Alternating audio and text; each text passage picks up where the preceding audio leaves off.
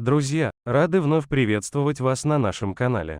Иногда в жизни бывают такие ситуации, что мы настолько привыкаем и привязываемся к человеку, что когда его рядом не становится, по разным причинам, мы так или иначе чувствуем это одиночество.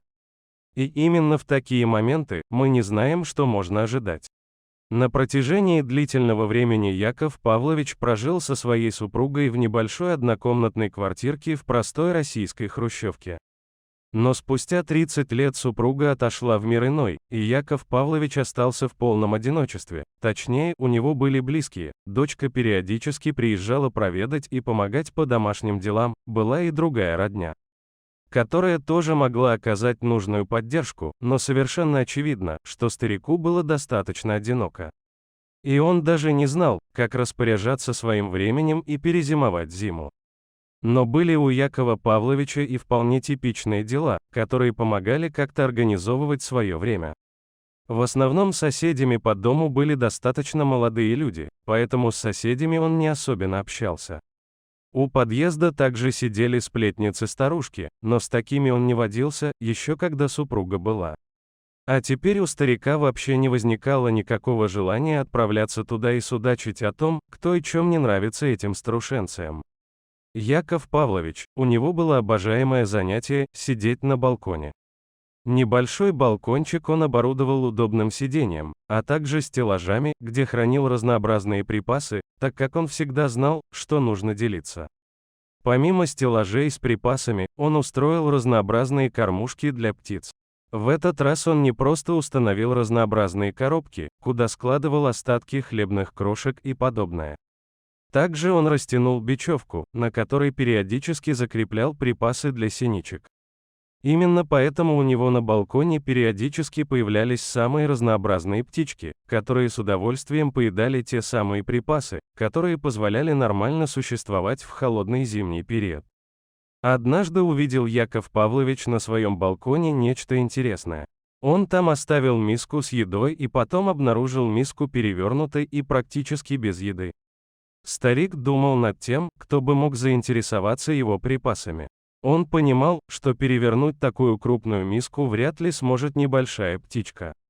Вероятнее всего, речь была о ком-то другом. И вот однажды обнаружил на ветвях дерева достаточно крупного вора. Видимо, именно он прилетал тогда для того, чтобы полакомиться стариковскими запасами. Со временем Яков Павлович также стал оставлять еду, и для этой птицы он сделал отдельную кормушку и складывал туда разнообразные объедки покрупнее для того, чтобы умный и крупный ворон мог вдоволь полакомиться. После этого отношения у них стали все больше сближаться. Поначалу ворон просто опасливо подлетал к балкону, длительно всматривался, нет ли старика поблизости, и только после этого хватал какой-либо кусочек для того, чтобы снова улететь к себе на ветку дерева. Потом он стал длительнее задерживаться на балконе, а после этого стал брать из руки у старика ту или иную еду. Дальше, больше, и со временем ворон даже сам стал прилетать, садиться на балкон и отстукивать клювом об подоконник для того, чтобы дать понять о своем присутствии, и после этого громко каркал. Яков Павлович тогда понимал, что нужно кормить своего друга, и выносил какую-либо провизию.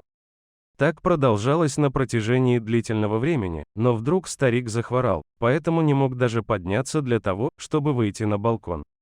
Он слышал, что ворон прилетал и стучал, но сделать ничего не мог, даже практически не готовил себе пищу, а дочка привозила разнообразные продукты и препараты из аптеки для того, чтобы он мог нормально справиться с недугом.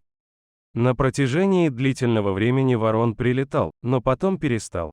И вот выздоровевший Яков Павлович вышел как-то на балкон, но ворона там не увидел, оставил еду в привычной кормушке, но того снова не было. После этого, когда потеплело, он попросил у своей дочери перевести его в дачный домик поблизости от города. Именно там он хотел провести эти теплые деньки.